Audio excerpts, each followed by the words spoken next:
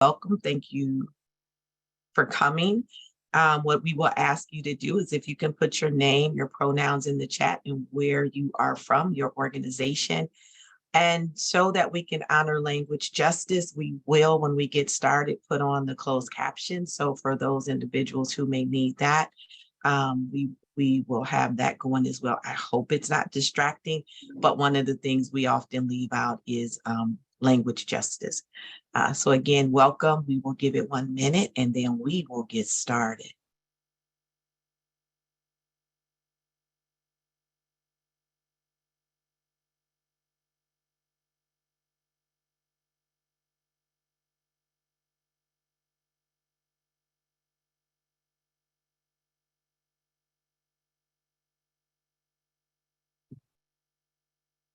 We do promise next time we'll have like a little soundtrack. I was just saying to everybody, we need a soundtrack. So maybe we should all just hum until, for that 60 seconds.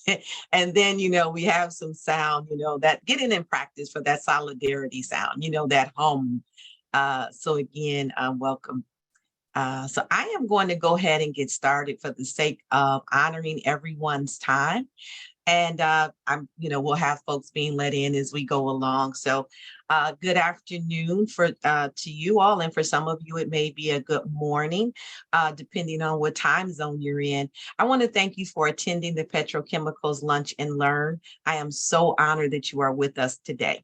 You'll hear from experts and frontline residents about the risk of petrochemicals and their outsized threat to Black communities. My name is Bishop Marcia Dinkins. I am the founder of the Black Appalachian Coalition and Black Women Rising. Black was launched in June of 2021 with a mission to punch through the decolonized and whitewash narrative that rural means white, and that makes invisible the rich cultural history of Black Appalachians and their many contributions to the region. Black believes that until Black voices are heard, until they are seated at the decision-making table, it will not be possible to overcome the long history of deliberate exclusion and divestment. So to fix what is broken will require amplifying the voices of Black Appalachians. Using narrative strategies, we are able to share our personal and collective stories, and they are beautiful, y'all, and lived experiences to harness the power of storytelling, to be able to tackle some of the thorniest problems confronting the region, including climate change, environmental impacts, undemocratic systems of representation, petrochemical production, toxic pollution. And you know what, I'm gonna put a period here because the list can go on and on and on. Today, I am so honored and delighted to have a wonderful panel of speakers joining me today. We have with us Reverend Lennox Yearwood, who is the president of the Hip Hop Caucus, community activist and holistic healer, Dr. Melanie Mead. And then we have Ben Hunkler from the Ohio River Valley Institute, who will also, all of our speakers will speak to the harms of health hazards and the erections of petrochemical sites. So I want to, again, just welcome all of you for joining us today, because you could be any place else on this Friday afternoon, but you chose to have lunch with us. So I'd like to take the opportunity to first introduce Reverend Lennox Yearwood. Reverend Yearwood powerfully lives and leans into the identity of what he calls himself the doer, the donor, and the door opener. I love that. He is the president and CEO of the Hip Hop Caucus. Marcia, thank you and welcome everyone to this important call. Thank you so much. It's really an honor to be here. You are welcome. I was going to give you that tag. And he's a minister, community activist, honoring you as an Air Force veteran and one of the most influential people in the hip hop political life. And he's already taken the time and said, hello, everybody, but let you say hello again. Did we lose you, Rev? Reverend Yearwood? Yes, can you hear me okay? Now we can. Oh man, there you go. Okay. All right. So just was giving you another opportunity to greet everybody. Yeah. Yeah. Well, first and foremost, Bishop Marcia, thank you so much for having me. It is really an honor to be here and really a critical time for this important conversation. And I'm just glad to really go forward and discuss how we can talk about halting the expansion of petrochemicals, what that means for our communities, particularly Black, Brown, and Indigenous communities across this country and even the world. And also what it means to be dealing with a fossil fuel industry that, as we saw recently with the destruction of the train derailment in East Palestine, Ohio, we see that their business plan means a death sentence for our communities. And so this is a serious matter that we need to have this conversation. And I'm just blessed to be here with you and the other panelists. Thank you so much. And we are so honored to have you. And so we'll start with you. And as I go to each and every panelist, I'll introduce them, let them say their hellos, and then we will have our dialogue with them. So Reverend Yearwood, you brought out, quite a few things that I wanted to just touch on. But I think, with that information that you brought, what I'd really like to know is, what started you in this work? Why did you get engaged in the petrochemical fight? Well, I'm originally from the great state of Louisiana. And so being from Louisiana, that is a place, unfortunately, has a terrible nickname that's called Cancer Alley. And with Cancer Alley, unfortunately, it has destructive parts in our communities, particularly our mothers, our fathers, our children, in which our community gets cancer primarily because of the pollution and the greed that happens there in Louisiana. And so post Hurricane Katrina, when I saw particularly my community drowning and left behind in the richest country in the world, I at the time had just become the president of the Hip Hop Caucus. And so we have been doing some great work around democracy and getting out to vote. I don't know if anybody still has a vote or die T-shirt, but you should keep it if you still have that T-shirt. But we did some great work at that time. And then the next step for us was to figure out how we can engage on this issue. And Bishop Marcia, what's important that when I got involved, I didn't come in through the traditional climate environmental space. I came into this because I saw Hurricane Katrina. My community was suffering because of what was being done in Cancer Alley. That's how I came into this movement. And I think that's actually one of the reasons why I think the Hip Hop Caucus, for one, and many groups like it are still here, because I think that not only can we have a colonizing mentality within our own communities, but we can have a colonizing mentality within our own movement. And I think sometimes within that, we have a movement that can be very much I could say, not a white movement, but a Birkenstock movement, a movement that isolates, that's removed from frontline and fence line communities. And so that's how I got involved with this. And so I wanted to use the amazing ability of using culture and using one's cultural expression to shape one's political experience, and how we at the Hip Hop Caucus can use that to just broaden the movement. That was just really the game plan, because when I would go to the rallies, it wouldn't be too many, to be honest, people of color. So I just wanted to just have more folks with me at the rallies, to be honest. And so that was just figure how we could broaden this movement and how we could engage and how we could also make it an intersectional movement.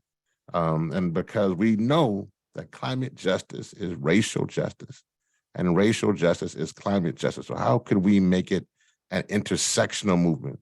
And the irony, Bishop, is that we saw, for instance, in the train derailment in East Palestine, Ohio, was that the train company that had the destruction is the same train company that is funding projects like Cop City in Atlanta, trying to tear down the forest. So the other side understand what it means to be intersectional. We need to understand what it means to be intersectional. So that's how I got involved with this movement. And really from there was very fortunate to create the Gulf Coast Renewal Campaign, which became an award-winning campaign of returning people back home to the communities in Louisiana and throughout that region after Hurricane Katrina. And since then, have really been just doing everything I can to work in solidarity with other groups. So fighting other pipeline fights, from the Atlantic Coast Pipeline, the Mountain Valley Pipeline, the Byhalia pipeline in Memphis, the Dakota Access pipeline, and which was in Standing Rock, Line 6, Line 3, dealing with the pipeline fights and dealing with what's going on in Alaska. And so there's really fighting the fossil fuel industry wherever they can be. And so that's what I've been working on for the past now, I guess, 18 years. So that means you've only been in the work like, after like 25, so you haven't been in, most of your life, huh? Yeah, But one of the things that you bring forth is number one, the criticality of us having an intersectional movement, a solidarity movement that speaks to not just, white people only, but it's blacks and whites, and the fact that not just blacks and whites, it's all people who are impacted, and you brought forth that impact. But one of the things, and one of our goals for this Petrochemical Lunch and Learn was that a lot of people are living in areas where there are petrochemical sites. However, they don't know the impact of it. They don't understand that a lot of the health issues that they're going through is because of what's really in the air or what's being emitted, from these sites. So you mentioned the word Cancer Alley. And you said that you see this, and you mentioned a lot of Black communities. So can you let us, Rev, just speak to the reason why it is so necessary to look at this work being done in Black communities and the harms and the health disparities and inequities that it's, bringing forth in these communities, while also linking it to how, not only just that, but how it comes to this point, the criticality of that, but then the fact of why we have to have this intersectional movement for our health and well-being, so that we can create, like you said, or have this broad stroke, in this fight.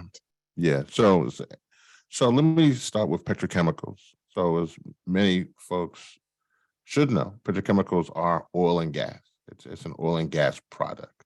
And so it's literally a fossil fuel, and it creates many things. It creates from cosmetics, it creates fertilizer, you can create plastics, and you can create every different types of plastic. There's single-use plastic, there's vinyl, there's all kinds of plastic, which hence was being carried on the train when it was derailed in Ohio. But petrochemicals are created, and they call that upstream, and that's the thing. So then in the upstream, these facilities, and unfortunately, then there's evil within a lot of these fossil fuel industries, unfortunately, because they are hell-bent on staying with fossil fuels. They refuse to transition from fossil fuels to clean energy. We would love for them to come on board if they would, but they have shown themselves to be bad actors over and over and over again. As a matter of fact, we know that from their own data and their own research, companies like Exxon literally knew about the climate crisis back in the 80s. And instead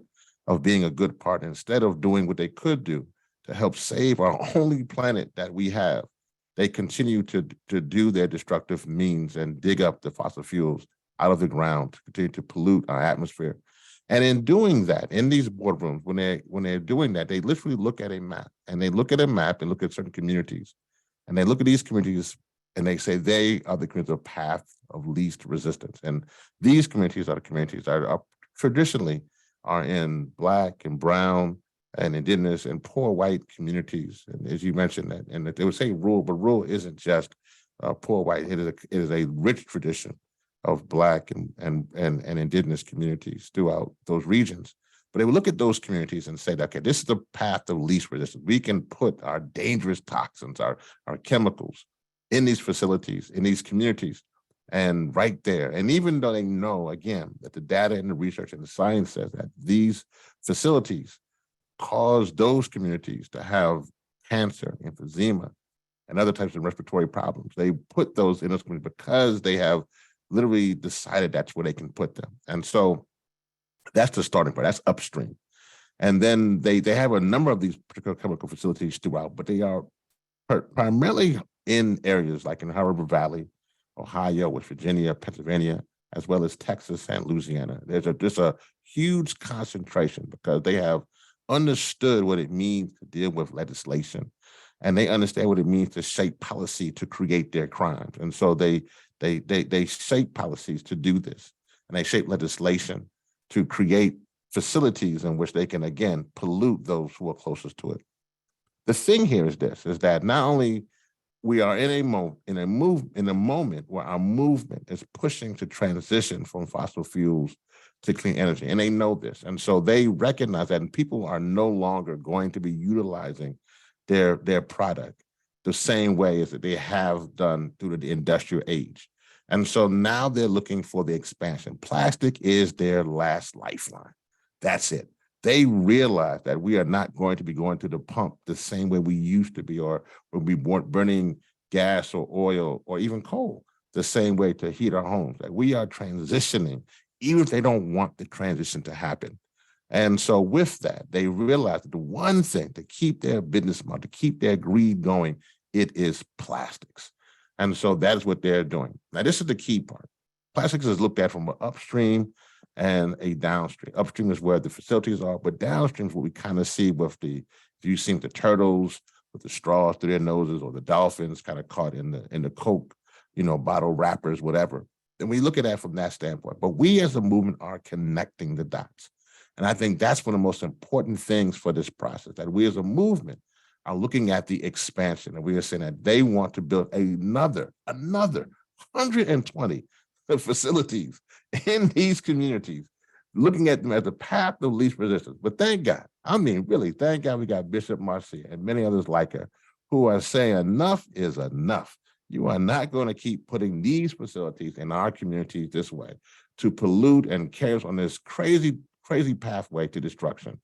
And so that's where we are now. This is this moment. We are really at our lunch counter moment for the 21st century, in which we need to derail the petrochemical facility from continuing this path of destruction. And so that's where we are on that aspect. The other aspect of that, there are many things that are happening along the way. One of the things to help this, obviously, was the putting forth of the Inflation Reduction Act. That it will be an important mechanism. The CHIPS and Science Bill will be an important mechanism. The bipartisan infrastructure law will be an important mechanism to go forward, to help to show that we can build other things in our communities that can create an economic trigger that isn't petrochemical facilities. And so that's why that's important. With that, that leads to the part that Bishop Marcia asked me about our movement. So within particularly the Inflation Reduction Act, and within that bill, we saw that, unfortunately, as they're putting forth that legislation, which is primarily a tax bill, which will have tremendous impact, it still, again, then throws the exact communities, sometimes under the bus, that we're actually trying to fight. So in Appalachia, in Louisiana, in Texas, in Alaska, those same communities don't figure in that they have, because they're kind of negotiating. And so one of the things here now that we need to be having these conversations to continue to put pressure on this administration or state and local officials to say, listen, we must stop the expansion of petrochemicals, full stop. And we must do that right now. We cannot continue to have these facilities in our communities, and we cannot continue to have this kind of reckless endangerment of literally having these things on trains and going through our communities. This must stop now. And that's where we are, Bishop Marcia. We're in this moment now. We're at a critical moment. This is a climate issue. It also is a health issue. And it is an issue when we must, as Americans, but more important, as humans, we must really make this moment say, this must stop. Let me say one other thing about the movement. I think is very, very important in this conversation. Our movement has to do better to empower voices like Bishop Marcia and many of you on this call and in this conversation. We have not done a good job. One of the things there, as we've seen from the New School study, they did a study of the 12 largest environmental foundations that are giving money, and they gave, in 1 year's time, they gave $1.3 billion to fight the climate crisis and put forth climate advocacy. But out of that $1.3 billion, only 1.3% went to EJ and BIPOC-led organizations. And so that just shows that we, as we're calling for a Justice 40 throughout the federal government, we don't have a justice for it within our own movement. And so I feel that we have to figure that out, to trust frontline and first-line community, those who are at the cusp of this movement. Particularly for me, I believe that the power is in women and women-led and young people and queer-led organizations to really push forth an opportunity so they can begin to make things happen. And we must use those mechanisms and those resources to empower those groups to truly fight petrochemicals and plastics in the 21st century. Thank you for that. You've brought forth a lot of rich information, and you touched on so much in the criticality of not only the understanding of what petrochemicals is, how it shows up. You know, a lot of times we don't think about, as you said, it's in our makeup, it's in our household products, it is in things that we use every day. And when you think about the plastics, you know, think about the grocery store. What are your meats wrapped in?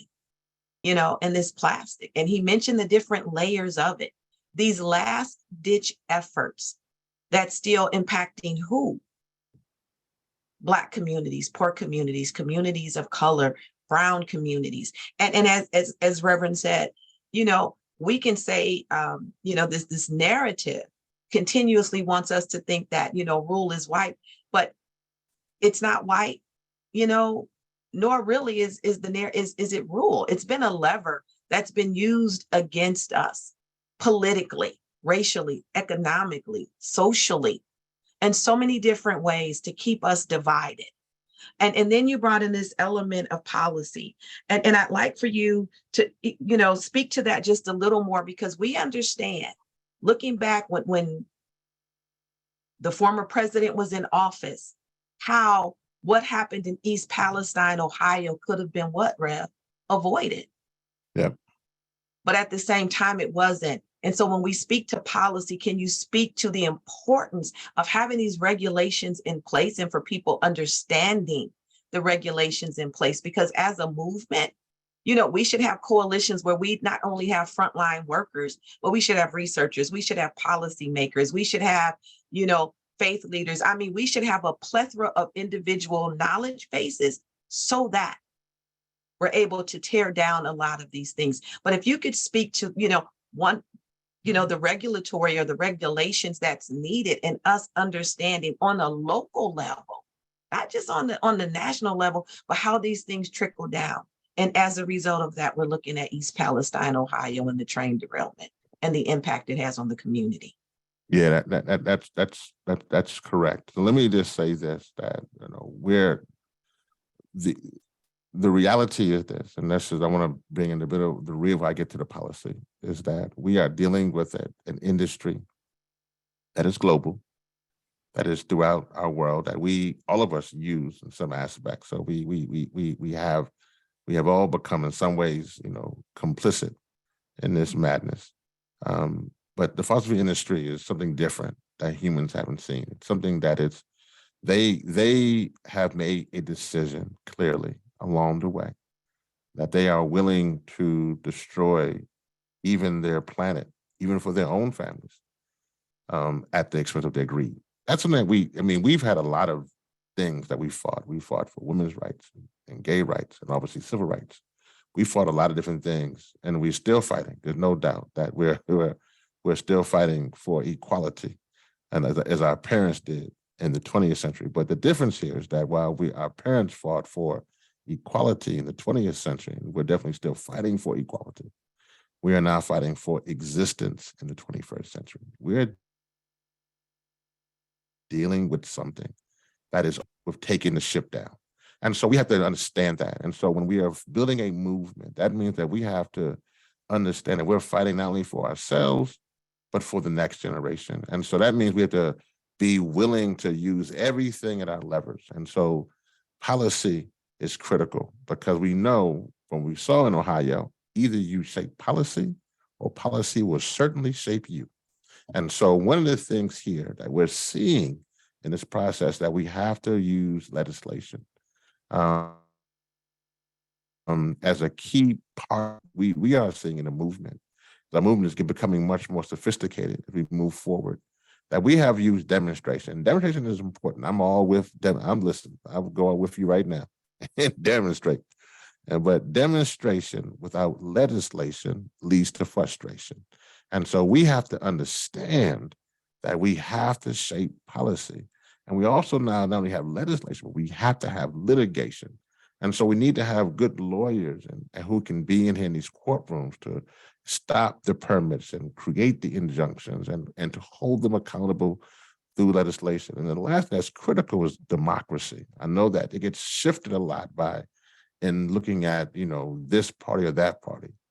But what's more important is looking at particularly climate champions and those who are in positions to really create change within our communities, really ensure that they are in these positions. And so all those things must come together to really help our movement.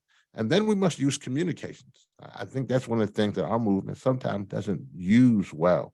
We sometimes tell the story to ourselves, and we have to do a much better job of doing communications. One of the things I'm very happy with Hip Hop Caucus, and I hope you will actually go and check out some of the work that they have there. I know I personally do a podcast, which is one, and I see Bishop Marcia has been on the podcast. Actually, this is a she was on the podcast when I wasn't hosting the podcast, ended up being one of the best listened to podcasts. So I guess I got to get off the podcast. Well, or Bishop Marcia has to get her podcast popping and going because that was one of the most listened to ones that we had. So, but that's the coolest show. And hopefully some of y'all have heard that and seen that.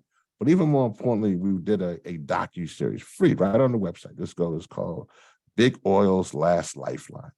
And that docu-series primarily looking at Appalachia, at Houston and Texas, and it really broke down what I've been talking about and look at those who are the frontline and first line communities telling their story. But we must do more for us communicating. So communications, legislation, litigation, and of course, at times, demonstration. We must use everything we can. And the one thing I think is important to me as a person of faith,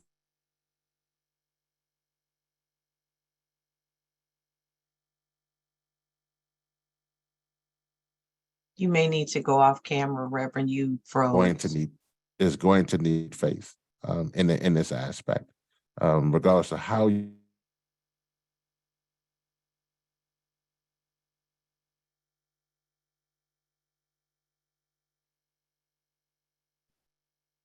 I'm not sure if you can hear us, Reverend Yearwood, but you're freezing. You froze. I froze. Can Yeah, you're kind of breaking up.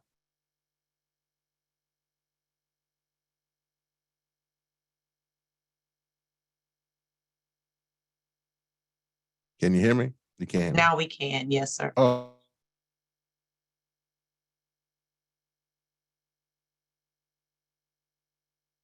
You may need to change where you are. Okay. Well, give them a minute out there. There you go. So you went out and you're back in. Now you're on mute. You got to come off mute now. Can you hear me now? Yes, sir. I was been saying some good stuff or something, and they had to, that's what they say, My mama was in the movement. She said, well, they had to cut the cord off, you start to get. So I could see some of your faces. I see y'all nodding. So whatever I was saying I must have been getting deep with it. But the most important thing here, and I thank you, Bishop Marcia, for your patience, whatever was happening on my side, is simply that this is our time. This is, to be honest, the most important time we have to save humanity, to really do what needs to be done, to push back, to stop the expansion of petrochemicals, and to ensure the transition from fossil fuels to clean energy.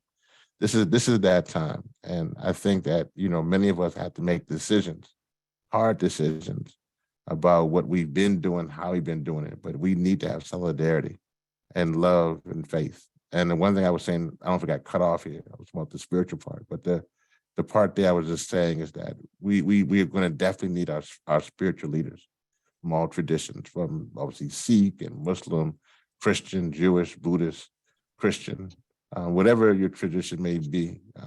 But we're going to need that now. Every other time we need prayer to fight against the most powerful foe trying to destroy humanity, It's right now. And we're going to need that in busload. So thank you, Bishop Marcia. And again, apologize for the technical difficulties. No apologies necessary. When you are hitting the airwaves hard, the airwaves want to hit back even harder and silence you. So we know what it's like in this work. They find all kinds of ways to silence the voice. But I want to thank you for bringing in, all of that communication, demonstration, litigation. Part of it is we have to understand there are so many complexities and nuances in this fight. And just as hard as they're going to push, we have to push just as hard. Matter of fact, twice as hard. We're fighting against apathy, despair, and all of these other disparities that come about.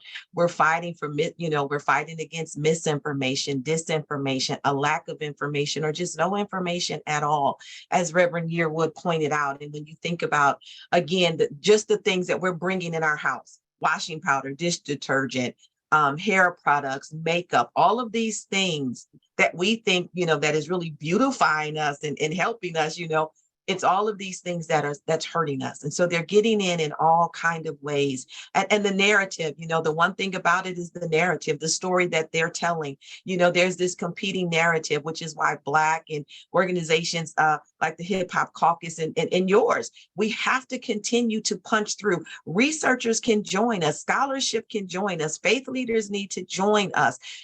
Our youth need to join us, because again, this is a story of both here and now.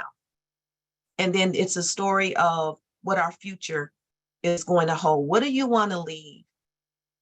What inheritance do you want to leave to your children, to your children's children? This work is legacy work. That's why it's hard. It's legacy work. And so you have to look at the legacy of their work in light of the legacy of our work. And we're pushing for the legacy of our own work. So I want to thank you again for that. And I want to move on to our next speaker. I call her Dr. Melanie Mead. Dr. Mead is a Black fellow, but not only is she a Black fellow, she is a holistic healer. And she is also an activist within her community.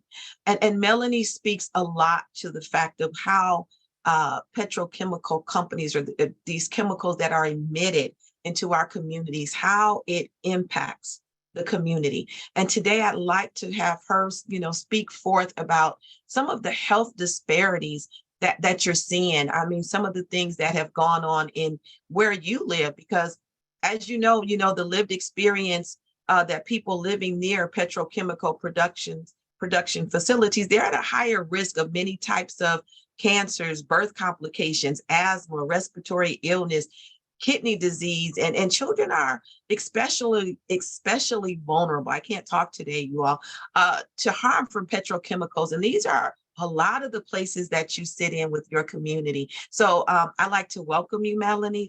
Dr. Melanie. And I'd love for you to speak to your work, but also, as far as Claritin is concerned, what has happened within your community? Thank you. It's a pleasure to be here. After following Reverend Yearwood, I can't think I could say or add anything to it. But when you mention legacy work, Archbishop Marcia, it reminds me of our own legacy, our heritage, or our culture. And that legacy of that culture was to honor ourselves within nature, to honor the land we were on, and to honor our community as one. We looked at every instance as we experienced something in native language, African language. There was no I, it didn't exist. And so when I think about this legacy work, I'm here because I see a community that is in despair. I see a community that has been in despair, and they haven't gotten out of despair. No matter how many nonprofits have come up, we still have an issue. It's a major issue. And like Reverend Yearwood said, it's a critical time. And what you have allowed me to do is to not only honor how I feel about it, but to allow me to have a voice in saying and giving my opinion about what could change. We do have a legacy of always resolving our own issues, and we don't need help from others. We can do it ourselves, but we can't do it when others are in the way. We can't do it when others are taking our funding and accessing funds that they use for their benefit. And so this brings me to a 2019 Gender Equity Commission report that was published. And it negated Pittsburgh as the most livable city for Black women. In that year, it was found that Black women, the Pittsburgh Black mortality rate is higher than the Black mortality rate in 97% of other cities. Black women are dying 3 times higher than white women in Pittsburgh. The average life expectancy of Black women in Pittsburgh is 60 years old. I'm a Black woman. I'm 48 years old. I buried my sister at 55 from cancer. And it's disheartening to see the city and the people with the most influence and power not use it to gather us to have these conversations, as you and Reverend Yearwood have mentioned. We need to have a conversation around our doctors. We're sending our youth, and we're proud to say, my son is going to medical school. My daughter is going to medical school. They're going to be the first one to receive a scholarship. But what is that medical school going to provide them? Is it going to provide them with the tools they need to live at home? Or is it going to have tools that says you need to get out of that space and create a new environment for yourself? And that's what we need to be careful of. Pittsburgh saw a huge rate of Black flight. Black people leave this area because it doesn't fit them. And that's great for those who can leave, but it doesn't benefit those who have to stay. We need to be empowered. The work that you and Reverend Yearwood do empowers me to speak out. All of what we endure with petrochemicals is preventable. There is a better way to do it. It may cost more, but the benefit of it is the less cost of life or lack of life experience. If we don't ever decide our life has greater value than whatever they are producing, we can't make any decision to take an action. And that's what we experience in Clairton, in Southwest Pennsylvania. I still have people who will tell me they're never going to change. They're never going to do anything about this. And after all of the time I worked in it, I guess I could understand that too. But working closely with you at Black and with hearing with Reverend Yearwood and others, knowing that it's consistency. It's never forgetting that the average life expectancy of Black women in Pittsburgh is 60 years old, so that we can keep it to the fore. When Black women maternal health rate is 3 times more than white women, we need to keep that at the forefront of all of our discussions. How will this industry benefit us if we bring it into our area? And what we did see was the St. James Parish was able to not have the Formosa plastics enter. But what we found is they were welcomed in Beaver County. So I want to know why. What are those elected officials reading that we're not reading? And it's still going on. These families are dealing with issues right now in the first 100 days of this site opening. People's health are being affected. They are seeing, smelling, and feeling things that are changing and shifting their environmental experience. And these toxins were something that we didn't have in our community. There was someone who made soap. There was someone who knew how to make homemade laundry detergent. These are things that we have always had to do within ourselves because of the way we were brought here. So it's not that we can't do it. We don't have the opportunity to do it. And until we have this opportunity to bring all of the Black people, all of the minorities in place, even the poor white people in the area, they have to realize your stories are similar to mine. And it's not a story of attacking the industry. It's a story of telling your experience. When did you bury your mother? How many of your relatives have cancer? In Clairton, this 4-mile radius town, 1 in 20 people will be diagnosed with cancer. We don't have a cancer support group for those suffering with cancer, nor do we have a cancer support group for the caregivers. In many cases, we've had caregivers die before the person died that they were caring for. And I'm sure that these experiences are all across the areas where these petrochemical plants exist. But if we don't have time to have these discussions and intimately talk about how it's harming everyone, and then also what are the solutions? Who's going to start studying the laws? Who's going to bring in environmental health to the doctors? It's not the Black women health disparity in maternal health will not change if we haven't changed the doctors. If the doctors are these doctors are comfortable in the work that they've done, and they don't seem to have any issue. And our Allegheny County Health Department hasn't mentioned much of it since the 2019 report. So how do we help those who suffer in vain, because it's preventable, it's avoidable, we know it. We just need the power, the money, the influencers that really want to spark true change to take action and get out of the way. You can't speak for me or my experience. You can't speak for my pain, and I don't need your pity.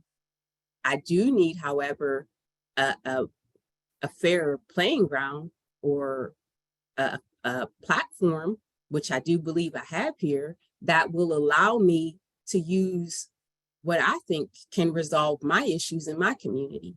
And that's what is most important for all of us. One of the Reverend Yearwood mentioned so many quotes, but vote or die. Our mayor, our city council, and most of the Allegheny County Health Department don't think about my health.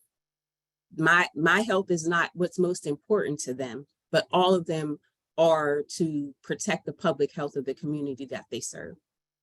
None of them care.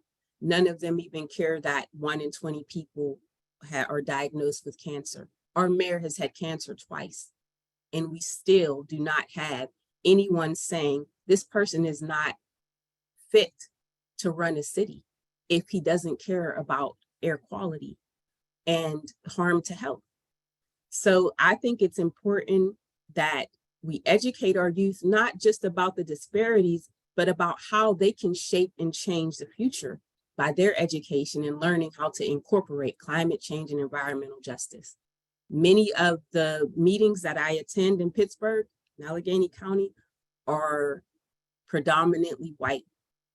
And until we attend these meetings to have our experience shared, then we can't change the narrative. There's never a change in the narrative because we're never at the table to have the discussion, nor are we at the table to make decisions about the solutions. And many of the solutions that are provided right now aren't helping.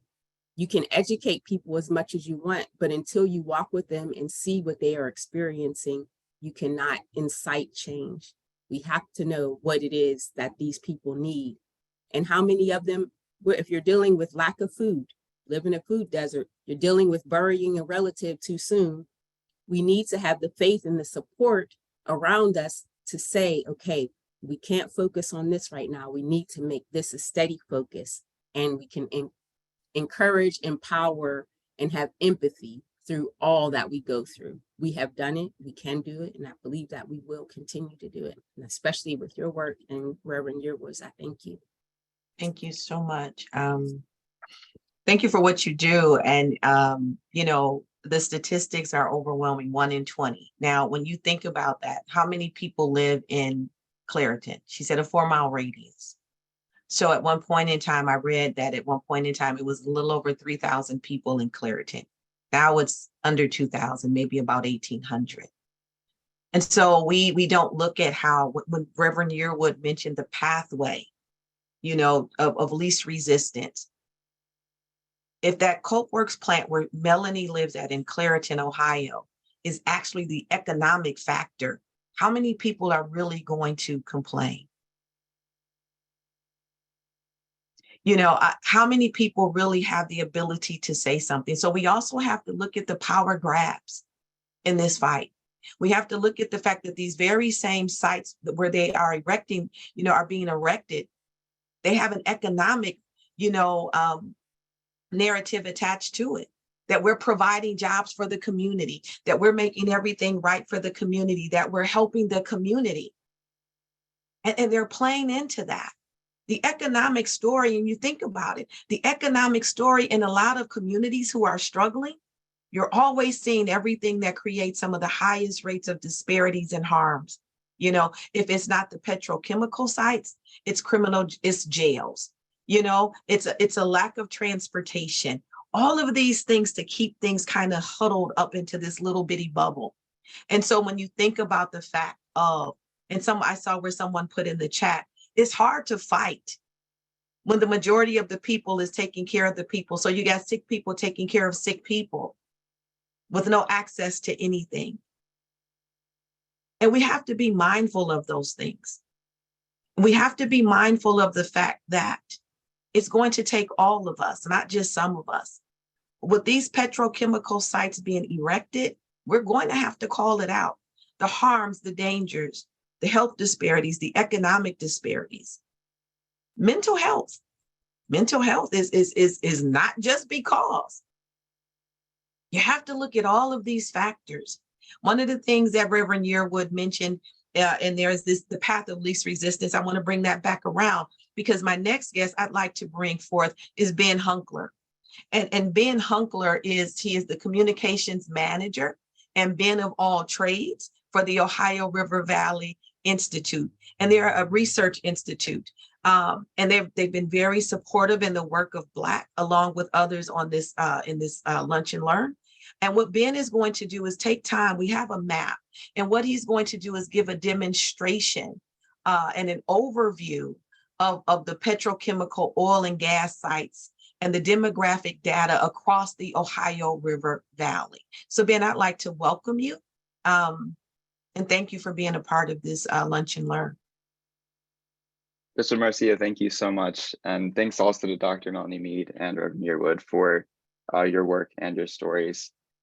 So as Bishop Marcia mentioned, I'm just going to give a quick overview of this new resource that was put together actually by our friends at Frac Tracker Alliance and Erica Jackson. Erica couldn't be here with us today, but she entrusted me to just give a quick overview of this resource. So I'm going to try my best here. This map plots demographic data in West Virginia, Ohio, Pennsylvania, and Kentucky, atop data on extractive industry sites. So these are oil and gas and petrochemical sites. The counties in the 4-state region here are colored in based on their proportion of Black residents relative to the total population of each county. So if we click on a county here, like Forest County, Pennsylvania, you'll see the total number of residents in the area, as well as the total number of Black residents and the proportion of Black residents relative to that total population. This information all comes from the 2019 American Community Survey, which is a resource from the US Census Bureau. And as you can see here, the counties that are darker green have a higher proportion of Black residents than the counties that are lighter green, and it's scalar. So kind of the colors in the middle have a middle amount. We highlighted these 4 states, Kentucky, Ohio, Pennsylvania, and West Virginia, which make up the Ohio River Valley region because they have seen a rapid increase in oil, gas, and petrochemical development in the last decade, thanks in part to the fracking boom in our region. The blue dots and the red stars that you see on the map represent oil and gas sites. So these are new, proposed, canceled, or expanding facilities that use or process oil and gas to create the petrochemicals, the plastics, the fertilizers, and fuel that we've been talking about on the call today. The site data comes from the Environmental Integrity Project's oil and gas watch. So this layer that includes the blue dots, which are they scale in size based on the CO2 equivalent emissions, the carbon dioxide equivalent emissions, which you can see here. So the Marvindale compressor station emits, or is permitted to emit rather, a little over 70,000 tons per year of carbon dioxide equivalents. We use this as a proxy for air pollution because often the more carbon dioxide that a facility emits, it also emits things like volatile organic compounds, particulate matter, and other substances that are hazardous to human health. So when you click on these dots, you can view lots of information about each facility. You can view the type, the status. So this one here is operating. You can see where it is, of course.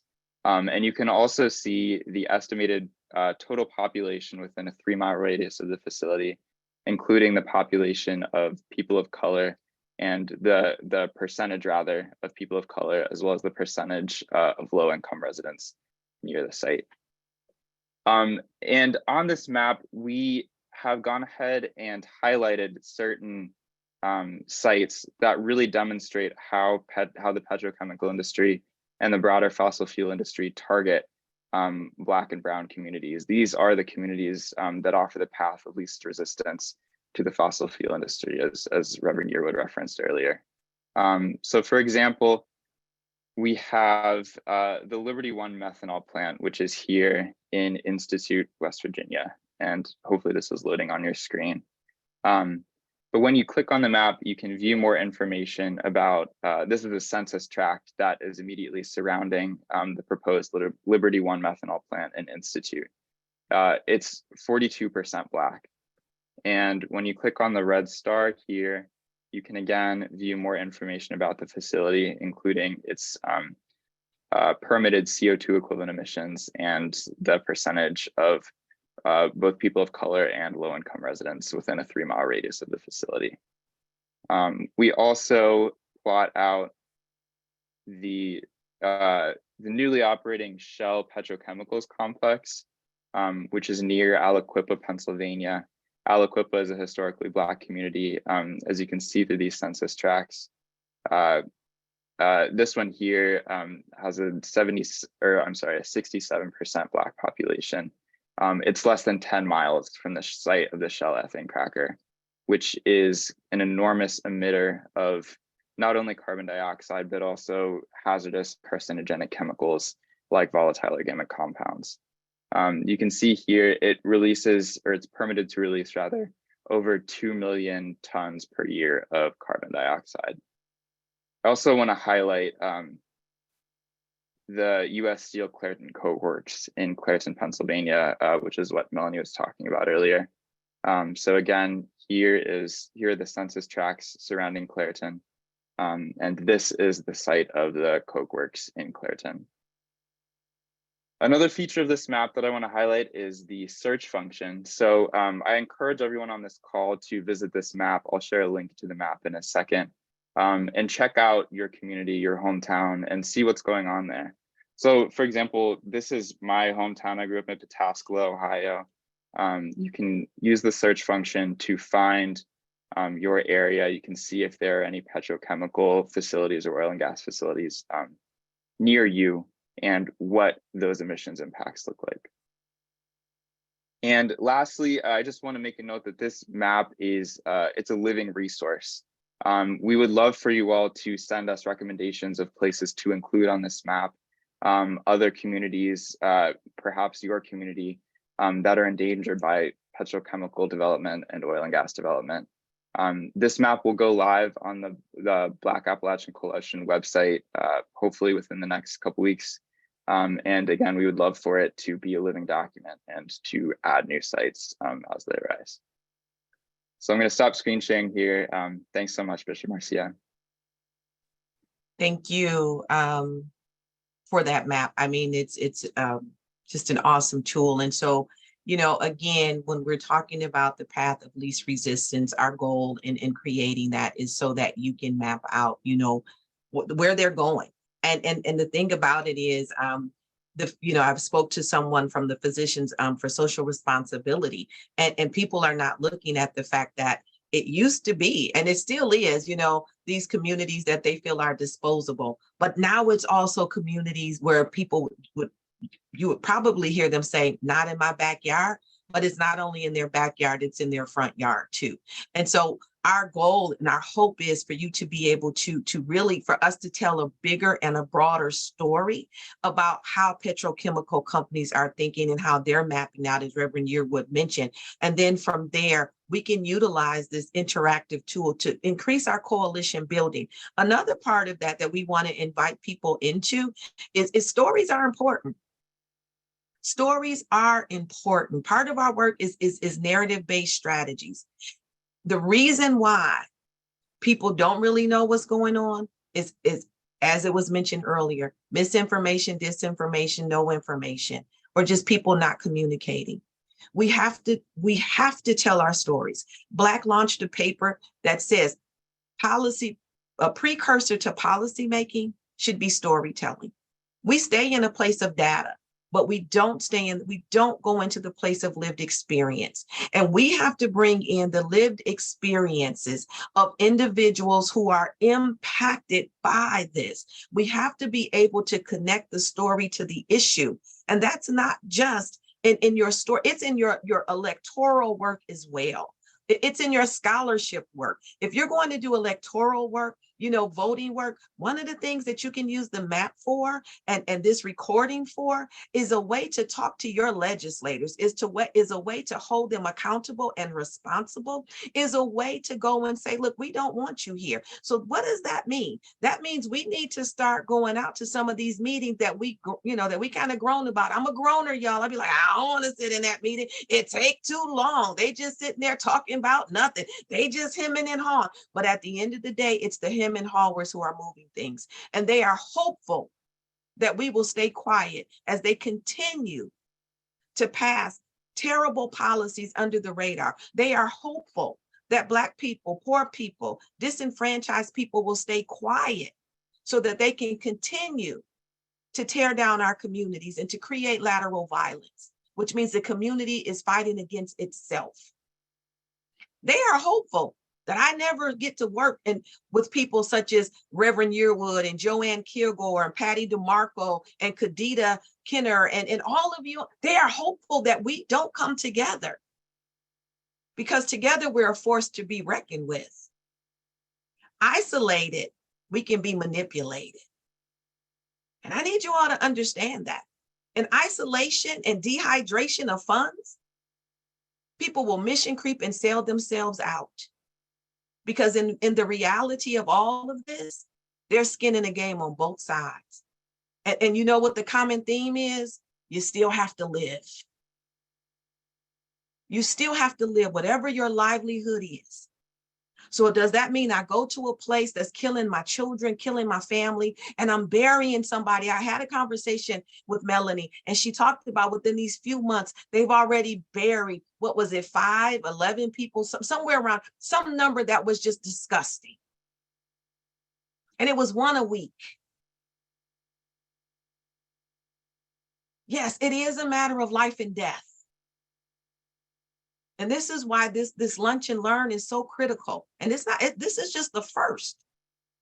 Because in order for us to build and wield the power, we have to get back to leadership training and development.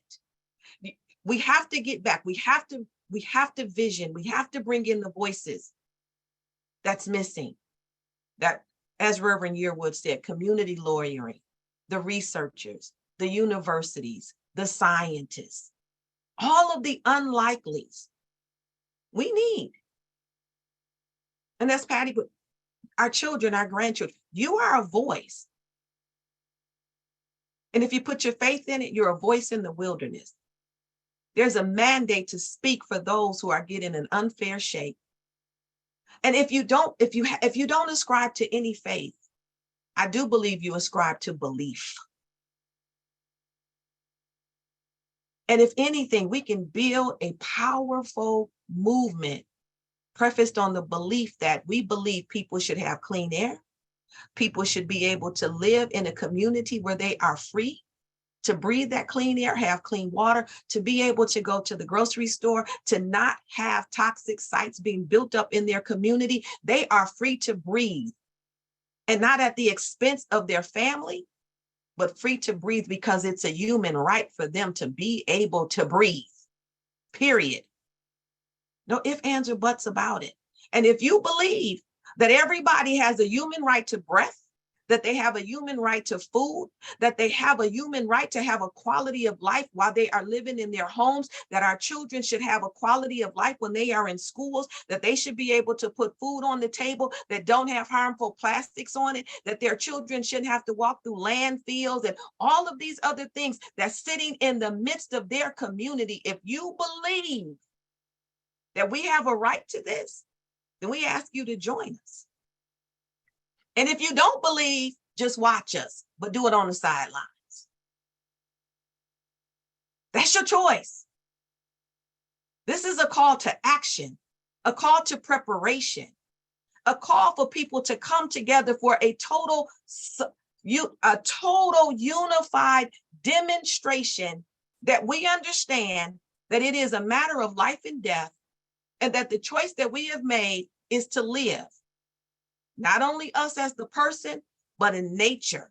Everything about us and our livelihood and that we're connected to is at risk. And if that train derailment didn't show you, I don't know what will. We are at a point where we have to pursue, overtake, and reclaim that which is rightfully ours. And you know what it starts with? Breathe it in. It starts with your breath and the depth of that breath that strengthens you and sources you to move into this fight. So I want to thank our panelists. What I would like to do right now is to open the floor for any of you who may have a question for Reverend Yearwood, or a question about the map, or for Melanie, or if you just want to share your own experiences. This space is created for that. And we'll do that for the next 15 minutes. And then we'll have Reverend Yearwood and Melanie and Ben, to wrap us up. And then I'll close us out. So I promise y'all, I'll get you out of here on time, at least close to on time. So any questions? Do you have any questions or comments? You can raise your hand. And I'm going to ask, because we have like 4 slides, if somebody can help to see, if hands are raised.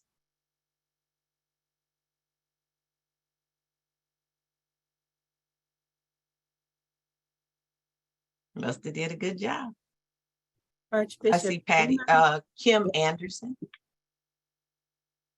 2 questions. One, Dr. Mead shared some amazingly sad statistics, and I was wondering if you could share those with us, because you went through them fast and I wasn't able to write them all down.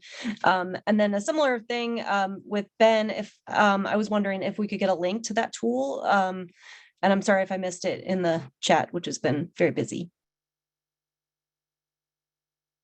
Yes, you will get a link to the map that being shared. And yes, Melanie, if you want to put those statistics in the chat, that would be great. And if you have a link to that 2019 report that folks can see, that would be great as well. Patty. Yeah, just quickly, I think that documenting the stories and documenting the lived experience is extremely important. And anyone who would be willing to share an essay or anything that you could write down. I am documenting the Reimagine Appalachia process in a book which has been accepted for publication. I really would love to have some of these kinds of testimonies in there. Bishop Marcia has agreed to write a section about this in full, but I really want the voices of people. And I feel the frustration of dealing with the Clairton Coke Works. They have been grandfathered, they have been forgiven, and it's, oh, we'll lose all these jobs. Excuse me, they already lost most of them. The people who work in those plants do not live in Clairton, most part. Those of us who live in that air shed, and I'm right at the top of the hill from the Coke Works. My air monitor was 180 yesterday. This is not acceptable. It's right across the street from a high school where, the Woodland Hills High School kids are breathing that air too. This is something that we have allowed as an entitlement to the industry because they're the steel magnates and they are essential to our future. They are impeding our future because people will not move to a place where the air stinks. People will not move to a place where they are experiencing health harms on a daily basis and where their children are likely to get asthma. I think we need to be very vocal about our lived experience stories. We need to write them down. We need to share them broader. And we need to make sure that those who are in power to make those policy decisions are listening to people and thinking about the next generation. Thank you, Patty. I will avoid ranting. Mhm. Thank you. You're right, stories are important. And, as I said earlier, if you want to see how we started the storytelling, you can definitely go to the Black website, and stories are also codified, they're memorialized there. I say to people today, we are definitely in a fight for our history, for our identity, for our visibility, and so that we're not erased. And so those stories, especially from Black voices, all stories are welcome, but the stories from Black voices that we can elevate on the Black website and on the story map, as well as in books that are being written by individuals such as Patty, it is critical, because when they are fighting, legislators are fighting. They're fighting against everything Black. And I was just in West Virginia, and it's sad because first it was our bodies and our minds, and now it's our hair. I got patted down in the airport because of my hair. So this lets you know the attacks that we are undergoing. Dr. Pressey, because we're talking petrochemicals, not the hair that could be on fire from the petrochemicals. Dr. Pressey. Thank you so much for allowing me this opportunity to share. First of all, I want to thank my colleague, Reverend Yarwood, for an outstanding presentation, Dr. Melody, and to Ben. What I heard today, I have never heard in my life, in terms of the impact of what these petrochemicals can do to a city that will cause people to say, I no longer want to live here. And with this map that was just identified, perhaps we need to come up with a way to tell the story on a more broader scale. And I was thinking about, if we have these kinds of facts, maybe we need to publish a book on the most worst cities to live in that cause people not to live, but to die. Because this is what's happening. People are dying and they don't know why they are dying, because of something that's in the atmosphere. So Bishop Marcia, continue to do this great work. I took that report, Melody, and I've already shared it with about 20 people in my community, so that they will know what is happening in another city that can also happen in my city. And we may not think about it, but this is serious. And especially with what Reverend Yarwood talked about, that train that derailed in Ohio with all these chemicals in it going through our communities. We need to make it much broader than what we're discussing here. So I really appreciate it. Thank you so much. Thank you, Apostle Pressey, and we'll look into getting that book done. I'll be reaching out. I'm gonna give you an assignment when you give an assignment. So thank you.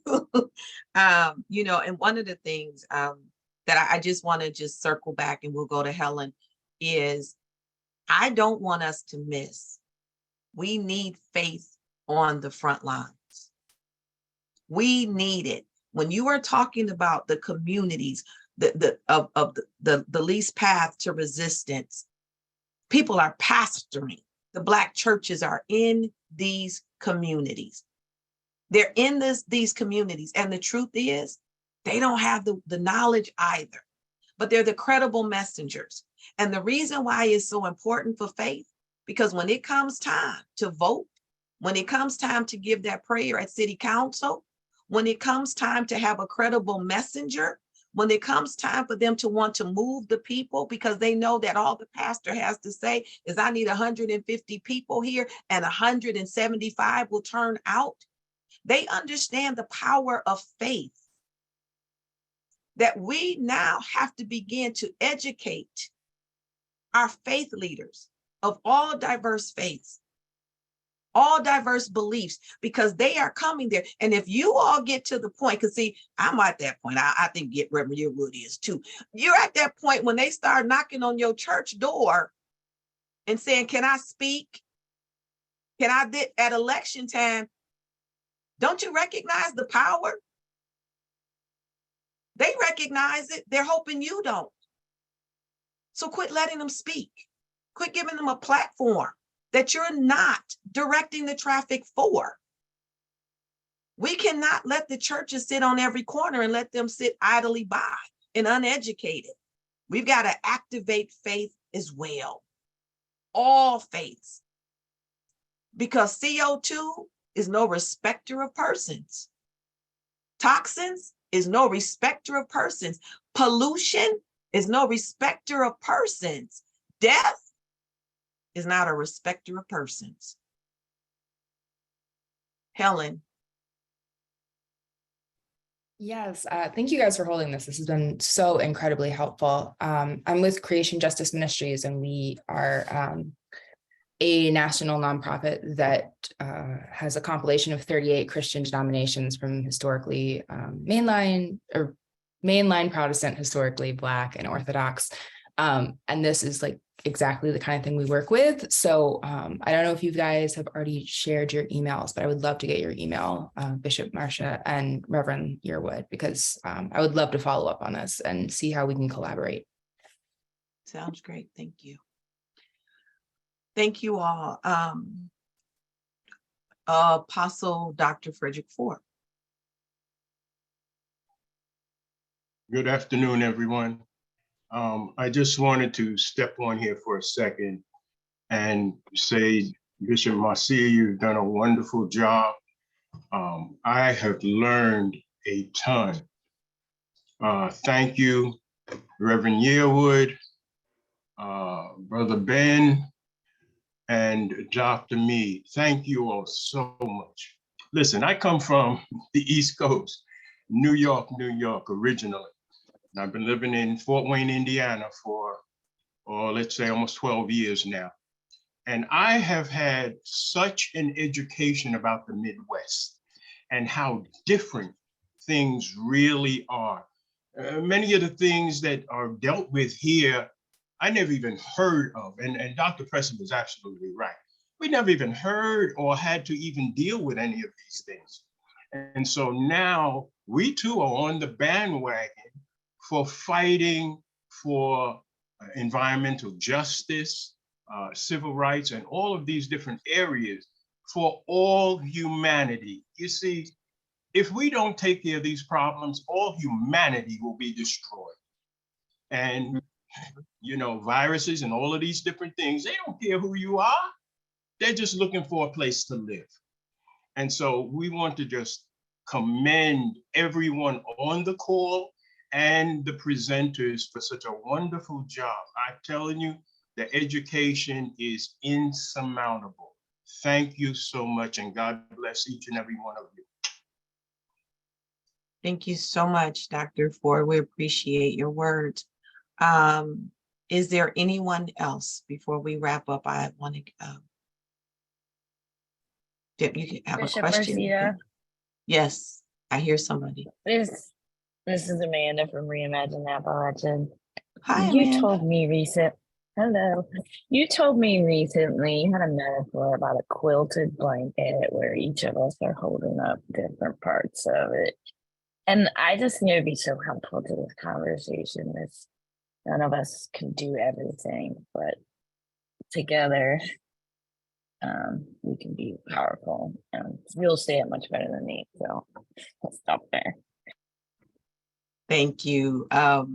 You know, Amanda's she's another one who's always giving me an assignment. But what I said to her is that we each have a corner to hold up in this fight. You know, when you try to carry a blanket by yourself, you got to really carry it from the middle, you know, because you just can't hold all four corners. But if each one of us understood that we had a corner, you know, to carry on the blanket, man, can you imagine? Just imagine if it was one of those weighted down blankets, just because that's what we're living in, a weighted down blanket situation.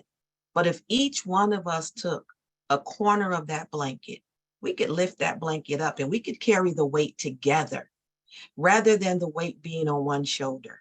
What I also want you to understand is this: we are a tapestry. You know, we are a quilt, and it doesn't matter whether what color the patch is. It doesn't matter what you're going through. What it matters is that the quilt serves a purpose. Each square in that quilt has a story attached to it. Each square in that quilt tells you about the victories. It tells you about the tragedies. It tells you about whatever has gone on in somebody's life. And all you need is one square. That's all we need is one square to sew together in this work. And we'll have a powerful quilt that can cover our communities, that can cover the social ills that we're going through. That it can cover people and protect them until they're strong enough to stand on their own.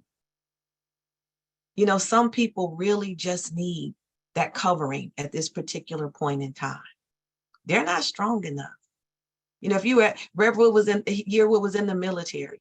And you know what? If a person is in the military, when that person gets shot or injured, they don't have them focus on death.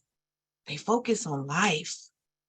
And they encourage them and they tell them each time, you're going to make it. And when they feel them leaving, they kind of pop them on the face. They bring them back. We got to start taking on some of these things where we're reminding people we're not focusing on the death. We're focusing on life. And I'm so appreciative of each and every one of you that are here. Because if I had to ask you to change it, what I would say that today's meeting was about was you chose life. You chose life. And you chose to fight not only for your life, but the life of your loved ones, the life of your legacy, the life of your community, the life of your city, the state, the county, the nation, and the world. You're choosing to fight. And so what I'd like to do for the next 5 minutes or so is I'd like to go back around and come back to Reverend Yearwood. And if you have any closing remarks, Reverend, I open the floor for you to bring forth any closing remarks that you may have. Well, again, thank you so much. I wanted to end with this couple of things. One, to Apostle Dr. Ford, he made a great point about, because I know from being in hip hop a little bit about New York. And so one of the things there is that they don't tell us about what's happening. What we saw earlier from Fact Tracker and the map wasn't just an informational map, it was a crime scene. And we have to understand that they're literally creating a crime that's killing our communities. 68% of African Americans live within 30 miles of a coal-fired power plant. When Eric Garner died in New York City, when he was choked to death by the police brutality, he also had asthma and emphysema because the borough he lived in had the dirtiest air, even though they had the most trees. But every child that Eric Garner has, including Erica Garner, who herself would pass, had asthma because of the pollution that is killing people throughout this country. So it's genocide. So I want to just lead with that. I want to also say that, please, there's a couple of things I want you to view. I mentioned Hip Hop Caucus. That is an amazing organization. I hope you peruse their website. There's a couple of things there I want you to look at. One, this docu-series they did, Big Oil's Last Lifeline. Big Oil's Last Lifeline.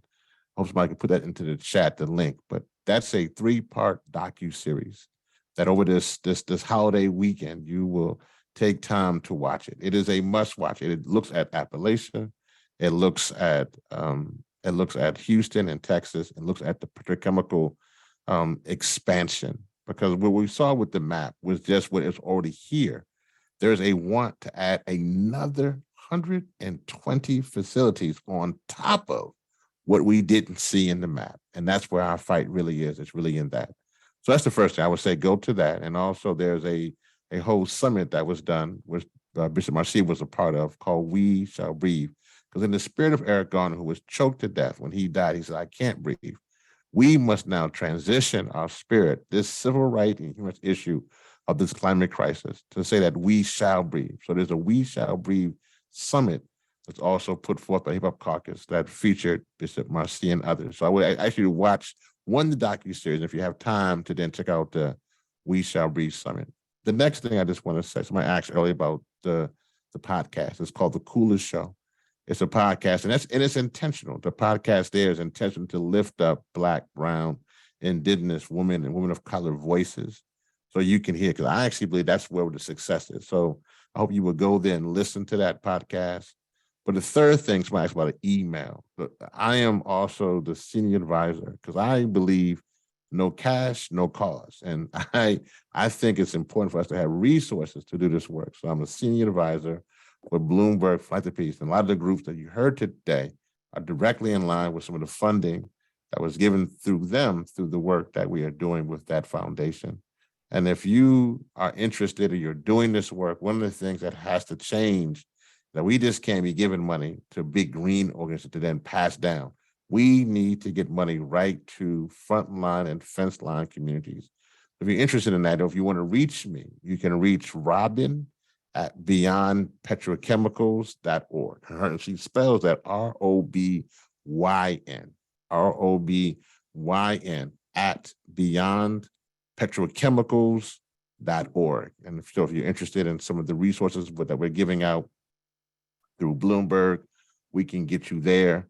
And if you're interested in some of the work at Hip Hop Caucus, please go to hiphopcaucus.org, go to all their social media. Please, this is your homework, y'all. Please check out Big Oil's Last Life. You can't do this work if you're not informed on what's going on. That is a must watch. Get your kids, get your family, get them all together. It's a good watch. But most importantly, let's do this. Know that 100 years from now, today is, I guess, February 17th. So February 17th, 2123, 100 years from now, none of us on this Zoom call will be here in this same form that we're in right now. But what will be here, hopefully, will be clean air and clean water. What will be here will be the fact that we fought back and they won't have petrochemical facilities. What will be here will be the fact that that generation of people, of humans, will look back and look upon the screen. They will find these old files. They will say, they probably won't understand what a Zoom was, to be honest. They look back and see all these little boxes and say, what were they doing? When they could just look at each other, just, in their own hieroglyphics or however they were doing it. But they would look back at these crazy little Zoom boxes and they would say, thank you. Because there was a group, there was a remnant that decided to fight against the fossil fuel industry, to say enough is enough, that your business plan is a death sentence for our communities. And in the spirit of Fannie Lou Hamer, we're sick and tired of being sick and tired. All power to the people. Thank you, Bishop Marcy, and thank you all. Carry on, people, and fight the good fight. Thank you, Reverend Yearwood, for such powerful words. The imagery of a crime scene, I hope that sticks with you all. The imagery of a crime scene. Dr. Melanie, you could take a few minutes and you got any last words? Thank you. Reverend Yearwood brings it all to the fore for me. In Clairton, we have a Family Dollar, Rite Aid, and Dollar General. Many of those products come from the petrochemicals that Reverend Yearwood talked about. Most of what we have is a toxic environment, and we have to make an educated and informed choice to refuse it. And it takes a lot of work, but together, as Archbishop has shared with us, we can do it. And that blanket is not just a blanket of protection, it's of comfort.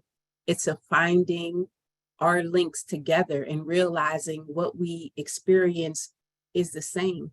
Color will never change our experience. The pain of dying too soon is a great pain, an enormous pain, and none of us should have to endure it alone. We are here together. We have each other's backs, and I believe that we can change it. In Clairton, the average asthma is 3 times the national average and is 4.1 radius town. So when Reverend Yearwood talks about a death sentence, whenever you use that map to look at where the graveyards are. Avoid those places. Our mayor just opened up a $17 million housing facility for families to move here without informing them where they're moving to. We need to have change. All of these cities and areas that are environmental justice areas need to have it plain and clear on their website so families can avoid being put in this kind of danger, because the families who live here cannot easily move, nor should they have to. Thank you so much for all of the work you're doing. Thank you for being here. We need you, and it's not over yet. Thank you. Ben, did you have any last things you wanted to wrap up around the map? And then we'll close on out. I'll just say thank you again. I'm feeling inspired and motivated, and I think this call is, again, just a testament to our collective power. I agree. It's a testament to our collective power. And that's what narrative strategies is all about. The testament to our collective power so that we can be what we need to be together for one another, so that we can lift up our stories and share our stories, so that we will no longer be exploited, extracted, erased, and invisibilized. But we are standing up and we are saying today, no more death scenes, no more graveyards, no more toxins. We're not taking it anymore. So we put on notice today, 120 new facilities. We're saying no more, because as fast as you stand up, we're standing up too. As loud as you talk, we're going to talk louder. As fast as you walk, we'll already be there and you'll be meeting us there because we're way ahead of you. So I hope today is the day that you feel informed, that you walk away with something that you never knew before. Today, I hope you feel fired up. Today, I really hope you're mad as hell. Today, I really hope that when you look around your house and look at the pictures of your children and your grandchildren, that it puts the fury of 500 jungle beasts inside of you, that you get together with the people in your community and you say, no more. That it comes to a point that not only are we just talking about it, but we're being about it.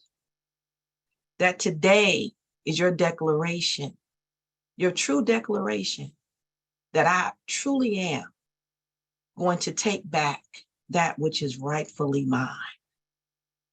Today, I hope you walk away with a zeal and a fervor that fuels you to no end, and that what's feeding you is the fire. One of my favorite passages is when a prophet says he wasn't going to talk about the Lord anymore, but it was like fire shut up in his bones, and he couldn't keep quiet.